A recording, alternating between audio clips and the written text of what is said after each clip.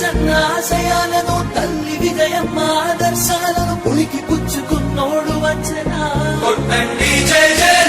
పేద గొప్ప భేదాలు ఎరుగడు కులం మతం అని కుళ్ళు చూపడు పేదోడంటే ప్రాణమిస్తడు